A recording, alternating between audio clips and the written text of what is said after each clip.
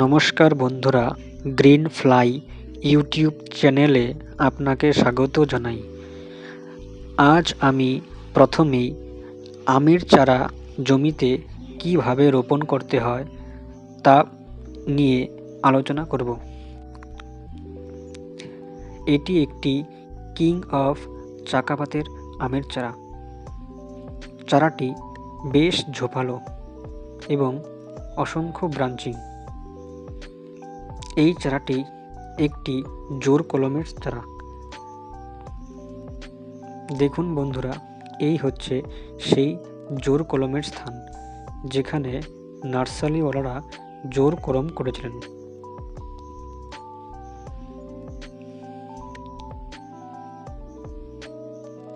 চলুন এই চারাটি আমি কিভাবে জমিতে রোপণ করব তা দেখানো যাক।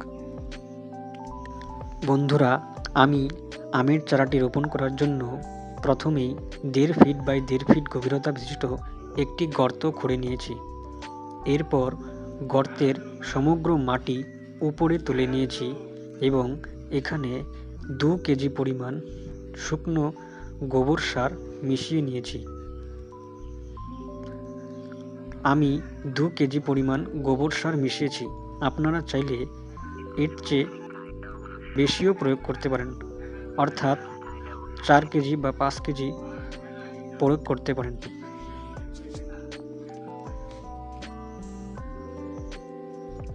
এরপর আমি এখানে 100 গ্রাম পরিমাণ ইউরিয়া সার প্রয়োগ করব।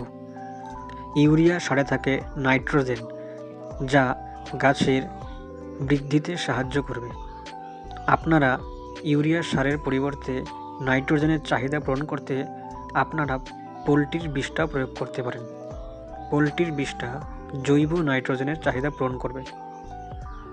এরপর আমি নিয়ে নেব 50 গ্রাম পরিমাণ পটাশ সার।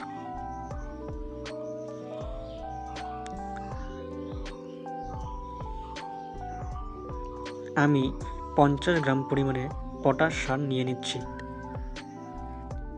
এরপর আমি নিয়ে নেব 50 গ্রাম পরিমাণে সিঙ্গেল সুপার ফসফেট।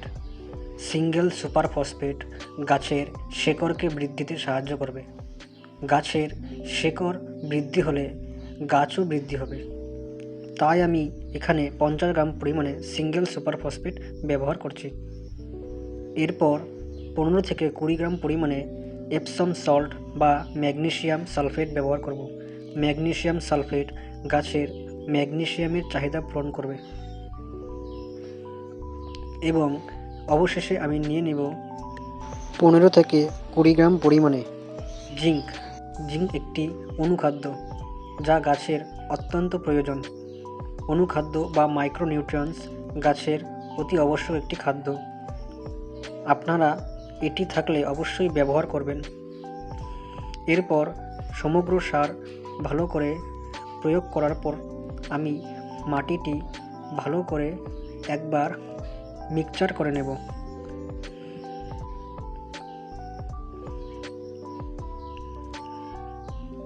মাটিটা আমি সুন্দর করে সারের সাথে ভালো করে মিক্সচার করে নিচ্ছি। মাটিটা মিক্সচার করার পর আমি এই মাটিটাকে গর্তের ভিতরে ভরাট করে দেব।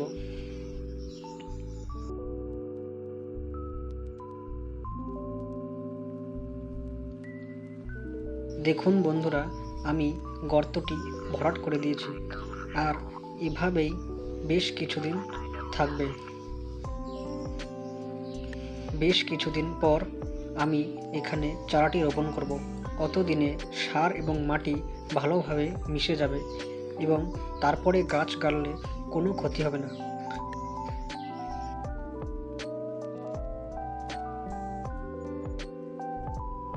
বন্ধুরা, আমি ভালো করে গর্তটা ভরাট করে দিচ্ছি।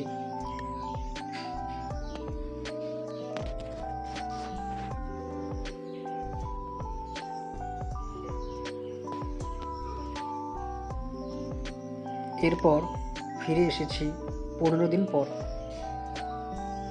দেখতে পাচ্ছেন বন্ধুরা, আমি এখানে 15 দিন পর চারাটি রোপণ করতে চলে এসেছি।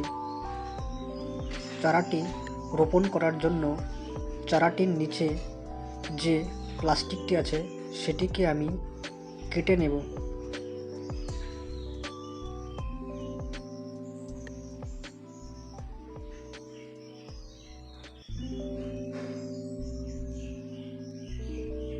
দেখুন বন্ধুরা, গাছে শিকড়টি বেশ বড় হয়েছে। এরপর আমি উপরে থাকা আগাছাগুলিকেও পরিষ্কার করে দিচ্ছি। এরপর আমি গাছটিকে ঠিক মাঝ বরাবর বসাবার পূর্বে আমি মাটিটা একটু সরিয়ে নিচ্ছি। গাছের উপরের অংশ এবং জমির অংশ বরাবর রাখব, যাতে বৃষ্টির জল গাছের গুঁড়িতে এসে প্রবেশ না করে। এরপর আমি সমগ্র মাটি চারপাশে দিয়ে চেপে চেপে গাছটিকে বসিয়ে দেব। বন্ধুরা, দেখতে পাচ্ছেন আমি গাছটিকে চেপে চেপে বসিয়ে দিচ্ছি।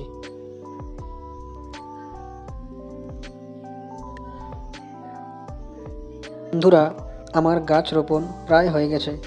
আমি এখন কিছুটা পরিমাণ মাটি গাছের গুঁড়িতে দিয়ে গাছের গুঁড়িটি একটু উঁচু মতো করে দেব, যাতে বর্ষার জল এখানে জমা না হয়। এখন আমি গাছটিকে একটি লাঠির সাহায্যে বেঁধে দিচ্ছি, কারণ ঝড়ের হাত থেকে গাছটিকে বাঁচাতে আমি একটি লাঠির সাহায্যে এটিকে বেঁধে দিলাম। আমার গাছ সম্পূর্ণরূপে রোপণ করা হয়ে গেছে। এখন আমি এখানে জল প্রয়োগ করব। বন্ধুরা, আমি জল প্রয়োগ করছি। আমি খুব বেশি জল প্রয়োগ করব না, কারণ আমার মাটিটি খুব ভিজে আছে। আপনাদের মাটি যদি শুকনো থাকে তাহলে আপনারা অনেকটা পরিমাণে জল প্রয়োগ করবেন। বন্ধুরা, এটি আমার চ্যানেলের প্রথম ভিডিওটি ভালো লাগলে চ্যানেলটিকে সাবস্ক্রাইব করে দেবেন। কোনো বিষয়ে মন্তব্য থাকলে কমেন্ট বক্সে তা বলবেন। ভিডিওতে কোনো ভুল ত্রুটি থাকলে আপনারা ক্ষমা করবেন। ভিডিওটি ভালো লাগলে ভিডিওটিতে একটি লাইক করে দেবেন। ধন্যবাদ।